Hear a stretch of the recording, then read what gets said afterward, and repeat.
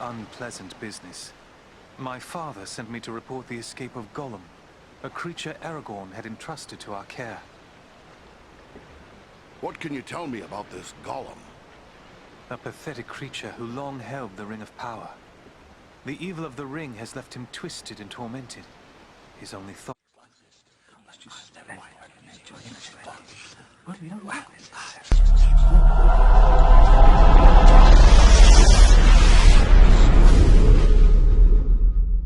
Story gamer. Even in strange surroundings, you can trust a dwarf to find his way to a forge. You are welcome in my smithy, Farin of Erebor. How is it that an elf of Rivendell knows my name? News travels swiftly in this household. I suspect everyone in Imladris has heard of your exploits by now. But such adventures are often hard on one's weapons and armor. Perhaps you have need of my services? Seems like you're preparing for something. Can you tell me what you have planned? My fellow smiths and I are preparing for a great work. Soon we will be called upon to reforge the legendary sword Narsil.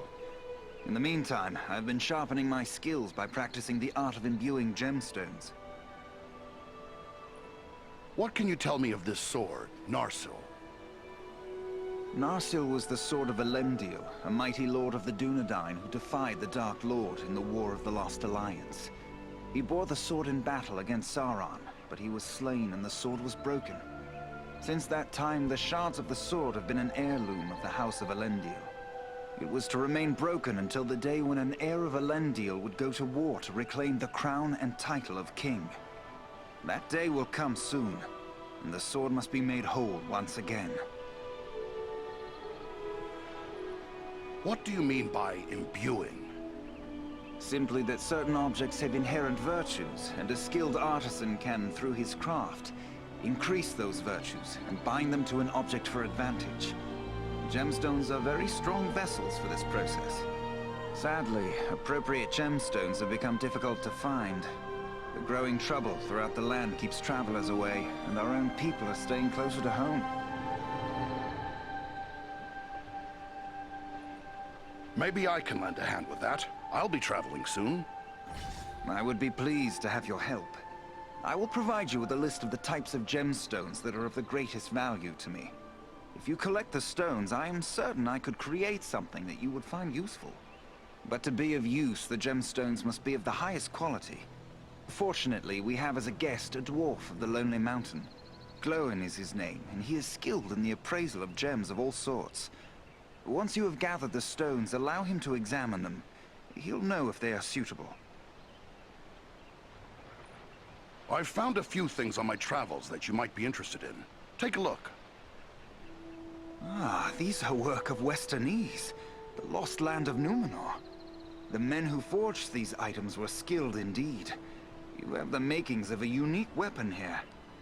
Although these components were never part of a single work, I believe you have assembled everything I would need to make it so. The finished weapon would undoubtedly carry some elven qualities. What do you mean by that? Only that with a work such as this, the finished product is liable to reflect the nature of the smith who assembles it. If, for example, a dwarven smith were to complete this weapon, it might possess quite different qualities from the weapon I would create. It seems fitting that a dwarven smith should do this work for me. As you wish. I will help you should you change your mind.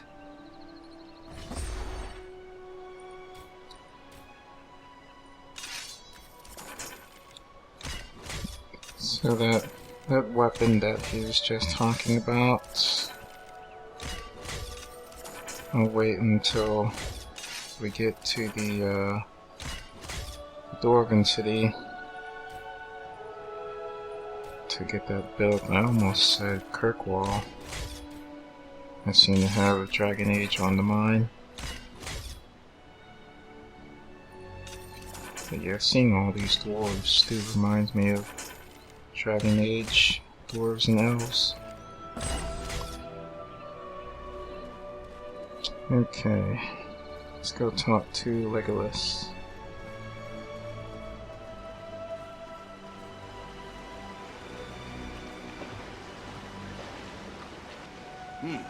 You don't look like any elf of Rivendell. I'd wager you are one of the Wood Elves of Mirkwood. You are correct. I am Legolas, son of Thranduil, king of the Woodland Realm. And I believe you are a dwarf of the Lonely Mountain. I've been through Mirkwood. It baffles me that you Wood Elves chose to live in such a place. Mirkwood is the greatest woodland in all of Middle-earth. It was called Greenwood the Great, before the shadow of Sauron fell over it. In ages past, it was a place of great beauty.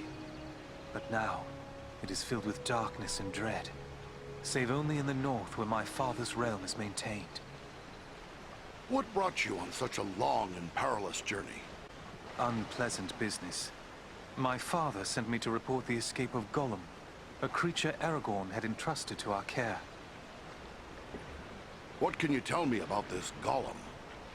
A pathetic creature who long held the Ring of Power. The evil of the ring has left him twisted and tormented. His only thought is to recover what was taken from him. How did Gollum manage to escape? I understood you Wood Elves were pretty good at holding prisoners. But this one got away? Not from a lack of watchfulness, but perhaps from too much kindness. We occasionally allowed Gollum to go about the wood under close guard. But on one of these ventures, the guards were attacked by orcs from Dol Guldur. In the confusion, Gollum escaped. We followed his tracks southward for many leagues, until it drew near to Dol Guldur. There, it became too dangerous to pursue him any further. Dol Guldur. A name of dread to my folk. What do you know of it? A stronghold of the enemy in the south of Mirkwood. It was once the dwelling of the Dark Lord, until he was driven out in the year of the Dragon's Fall. But it has once again become a place of great evil. All the darkness that besets Mirkwood has its source in Dol Guldur. So, will you be on your way back to Mirkwood soon? No. I have been chosen to represent Elvenkind among the Company of the Ring. I will be accompanying the halfling, Frodo Baggins, on his journey south.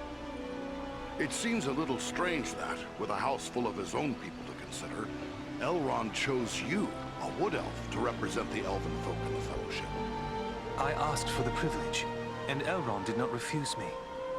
I feel he may have been relieved not to lose any of his household to this quest. He will have need of all his strength, should the enemy move against Imladris. Why'd you volunteer? Partially to make amends for the loss of Gollum, but more so because this will be the final chapter in our long struggle against the darkness. And I wish to have a hand in our final victory. Or at least, to stand in the forefront of our last act of defiance. Good luck to you, Legolas. Legolas. Legolas is awesome. It'd be cool to have him with us. Oh, that's okay. Excuse me. Oh my gosh, okay. Come on. Come up here. Come up on... Oh, well, you know. Okay. So let's see... Where should I go from here? I know that's the way out. No, I'll talk to her when I'm leaving. And I know over here is where Bilbo is.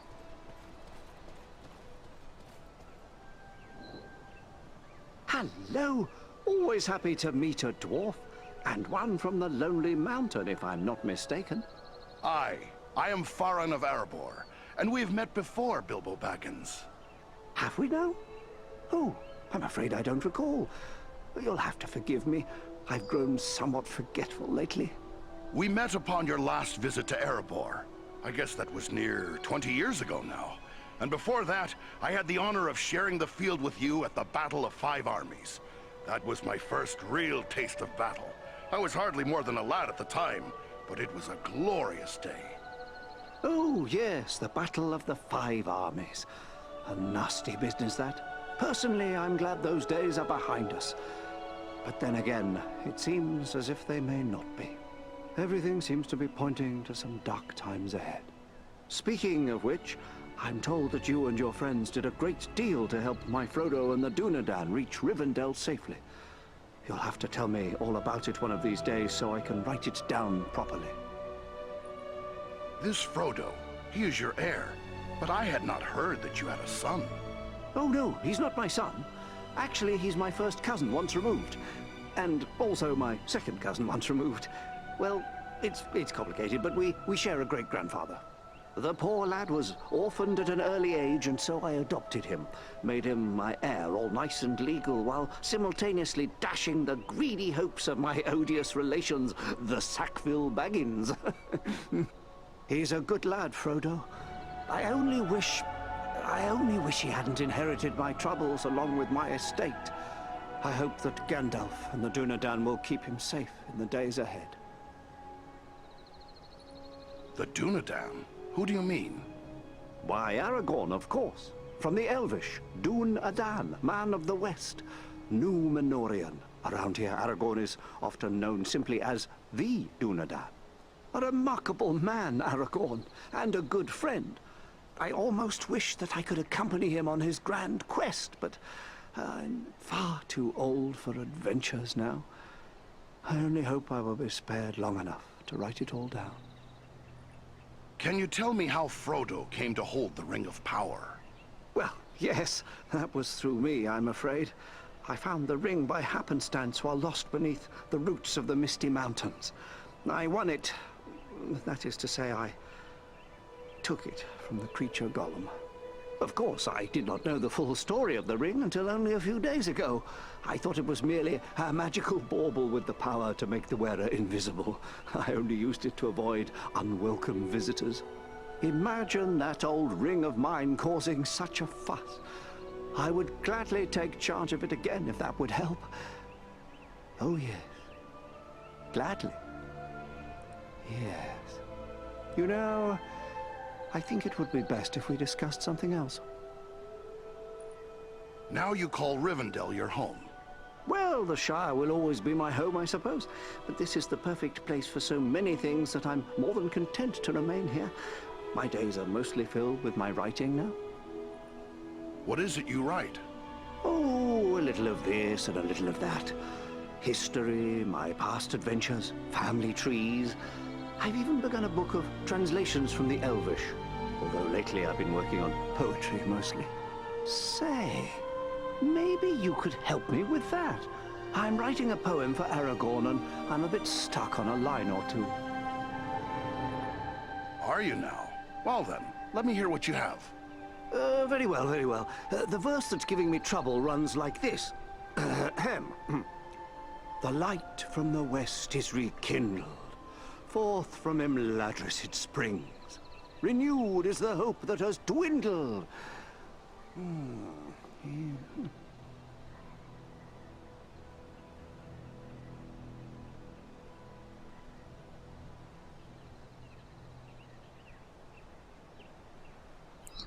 Yeah, I think the Lord of the Rings is the obvious choice. The light from the west is rekindled. Forth from Imladris it springs.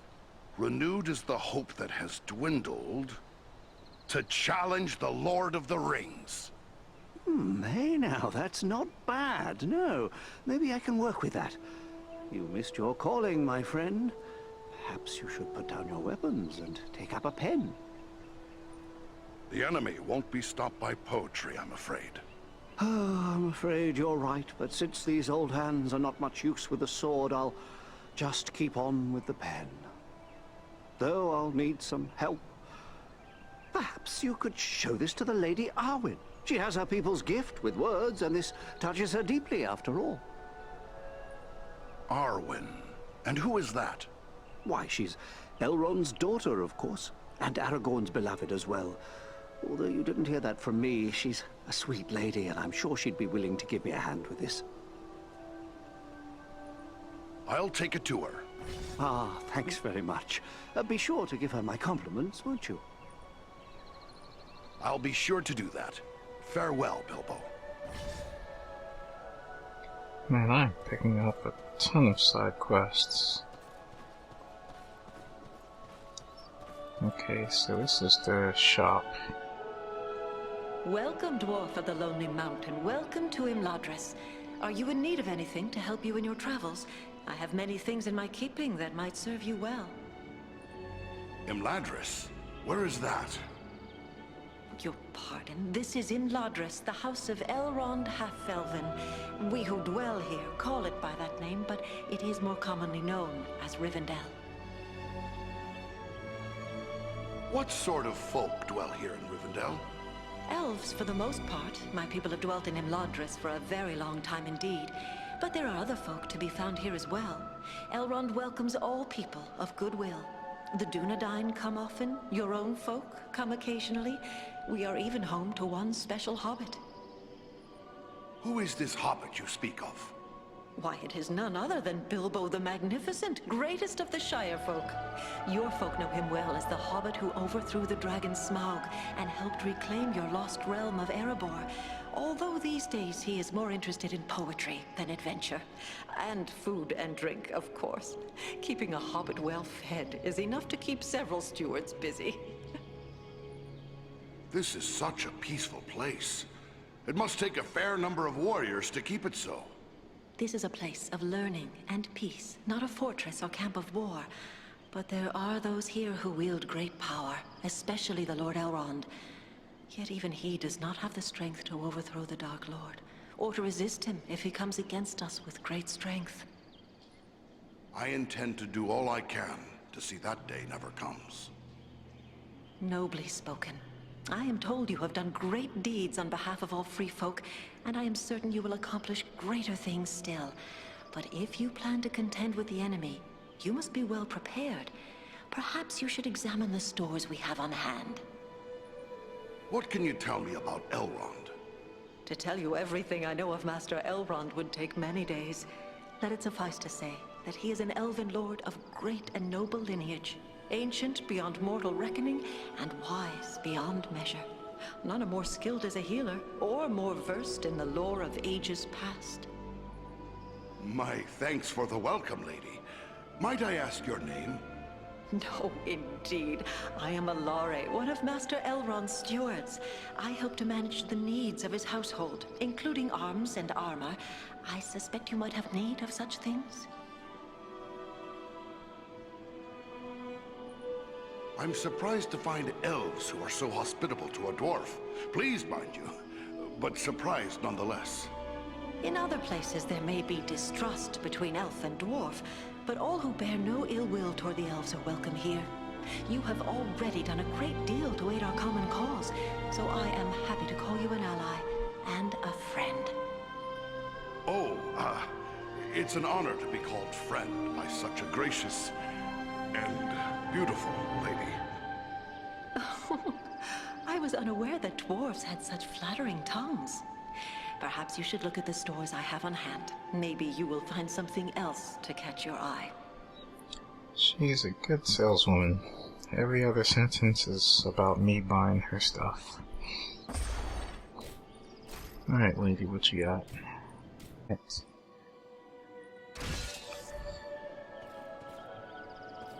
Yeah, there's still quite a few people to talk to.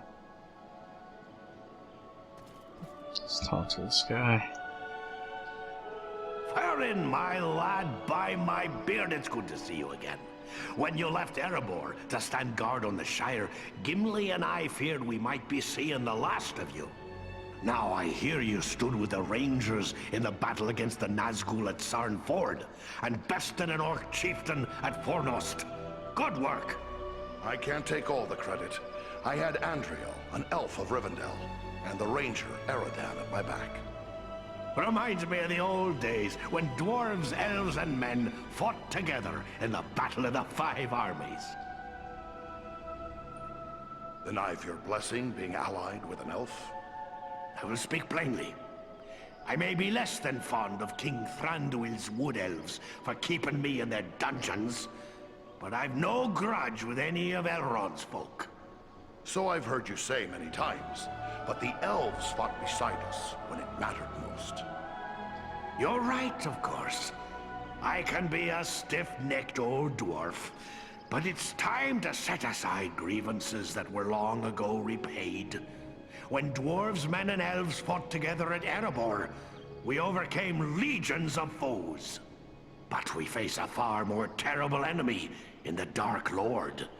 Standing together against Agandaur may be more than just a good idea. It may be our only hope to save the North. Let's not leave out the Eagles. They've been a big help to us. Well spoken. Thorin's quest and the Battle of Five Armies would have met disaster without the help of the Eagles. You're fortunate to have gained the friendship of such noble creatures. Your life may well depend upon your choice of friends, whatever kindred they be. And besides, it wouldn't hurt to keep Sauron a little distracted. If we keep him second-guessing his plans for the conquest of the North, it could only help Frodo in the long run. That's my thoughts upon the matter, too. Be the stinging fly in the ointment, as it were. Only this fly's sting will be deadly. And it's time to be about your business. Goodbye, and good luck to you. That guy's beard is awesome. Okay. So I'm gonna do a bit of a rotation here. I'll talk to Gimli. I believe Frodo's over there. Yeah, Frodo. And then the half-elven guys over there.